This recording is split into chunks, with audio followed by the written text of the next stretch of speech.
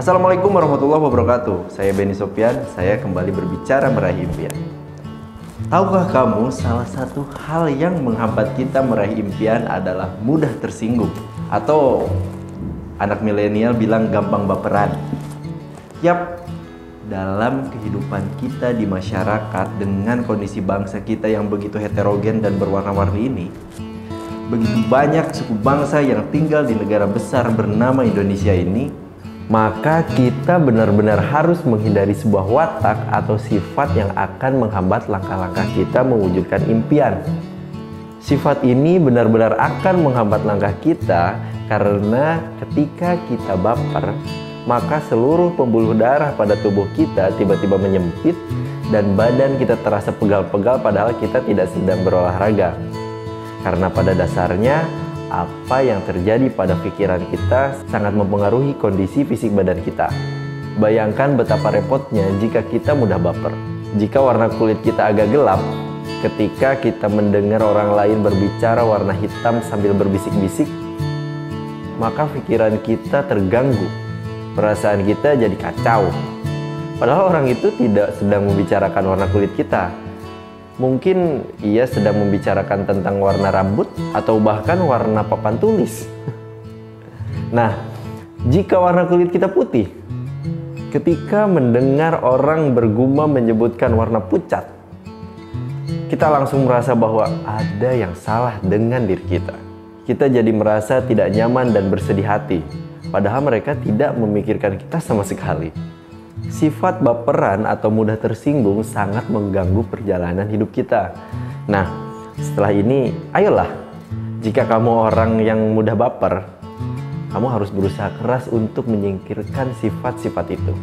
Suatu saat, kita pasti akan menghadapi tantangan, penolakan, cemoohan, atau penghinaan dari orang-orang yang tidak setuju dengan kita.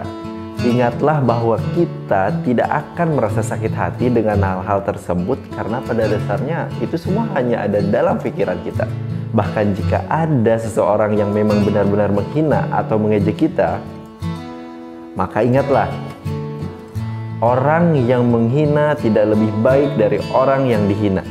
Kenapa?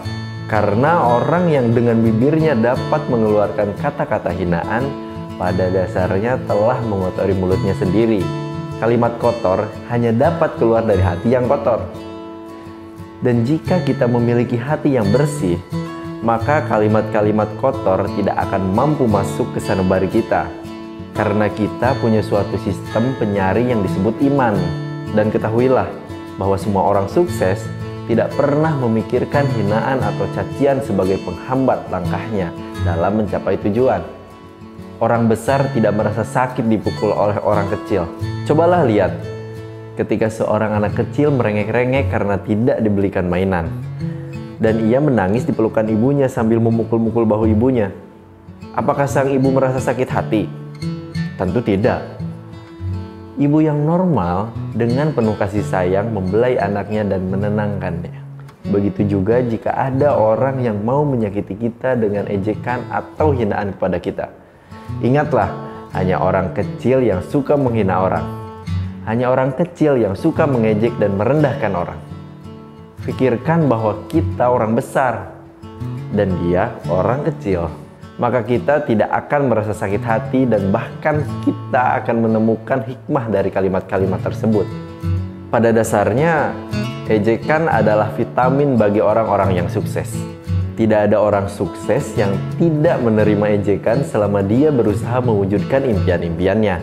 Nah, ada beberapa tips dari saya jika suatu saat kamu menghadapi orang yang menghina atau mengejek. Lakukan hal-hal berikut ini. Yang pertama, pikirkan bahwa ia belum tentu lebih baik dari kamu dalam menjalani kehidupan sampai detik ini. Orang seringkali mengejek karena khawatir posisinya terancam dan takut tersaingi oleh orang lain. Jadi paling tidak orang yang mengejek itu sedang berusaha mengamankan posisinya agar tidak kalah dari dirimu. Yang kedua, biarkan orang mau ngomong apa saja. Yang penting kamu tidak pernah merepotkan atau minta bantuan dia. Jadi Kenapa harus difikirkan omongan orang yang sebenarnya tidak berpengaruh sama sekali pada kehidupan kamu? Ingat ya, pikirkan hal-hal yang bermanfaat saja, karena hidup ini terlalu singkat untuk memikirkan hal-hal yang remeh. Dan sangat disayangkan jika kita hanya mengisi kepala kita dengan kalimat-kalimat yang tak berguna. Yang ketiga, tujuan orang menghina adalah agar yang dihina merasa sedih dan hancur. Jadi kalau kamu jadi baper dan jatuh berkeping-keping, orang itu akan merasa senang dan menang. Nah, jangan sekali-kali membuat orang yang mengejekmu merasa menang. Lalu gimana caranya? Keep calm. Life must go on. Santuy aja. Dan lanjutkan hidupmu dengan tenang. Jika ada orang menghina, tapi ternyata orang yang dihina tidak merasa dihina, maka kehinaan itu berbalik kepada yang menghina. Yang keempat, ingatlah bahwa banyak orang sukses mengalami penghinaan selama mereka berusaha meraih impian-impiannya. Jadi, jika kamu mengalami penghinaan, maka kemungkinan besar kamu telah memenuhi sebagian syarat menjadi orang sukses. Yang paling penting, ejekan tidak membuat terpuruk dan malah membuatmu semakin kuat. Jadi, anggaplah penghinaan sebagai vitamin yang akan memperkuat daya tahan tubuhmu terhadap penyakit-penyakit dalam kehidupan. Lalu yang terakhir, ini poinnya. Gini, pada dasarnya orang menghina itu perlu tenaga dan energi yang besar. Jadi mereka lama-kelamaan akan berhenti sendiri jika merasa capek.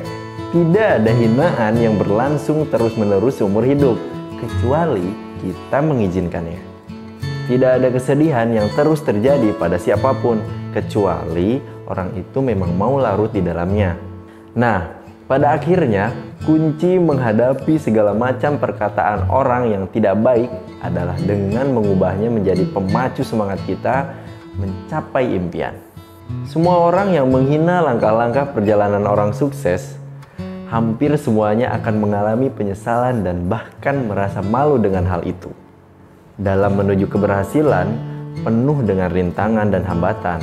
Tapi itu semua akan membuat badan kita semakin kuat dan siap menerima tantangan yang lebih besar lagi. Dan ingatlah, ketika kamu mengalami hal-hal yang sangat berat dalam hidupmu, berkeluh kesahlah pada sesuatu yang tidak akan pernah lelah mendengarkan keluhanmu, yaitu Allah yang Maha Kuasa. Tidak ada masalah apapun yang lebih besar dari kekuasaannya. Dan Dia telah menjanjikan bahwa manusia tidak akan menerima ujian lebih dari yang mampu menghadapinya.